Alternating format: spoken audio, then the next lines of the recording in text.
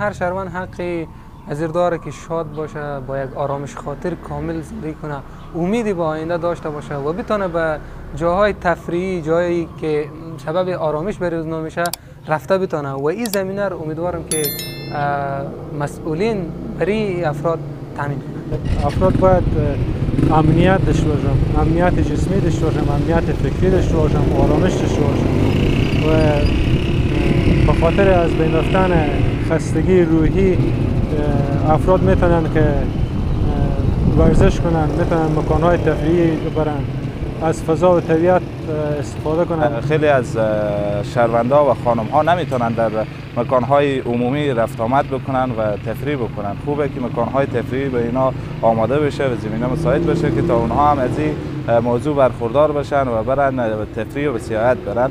اما شهروندها حق دارن که به مکانهای تفریح برن، اما شهروندها نیاز داره که به پارک‌های تفریح داشته باشن.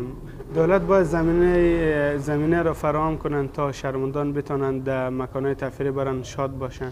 شهروندان چی مرد باشه، چی زن باشه، چی اطفال باشه، چی همه چه مستحق ازیان که تامین امنیت شوند، از حقوق مساوی برخوردار باشن. در کشور ما و شما صلح و آرامش و امنیت بیاید، بهتر مردم میتونه که زندگی خوبتر و شادتر داشته باشه.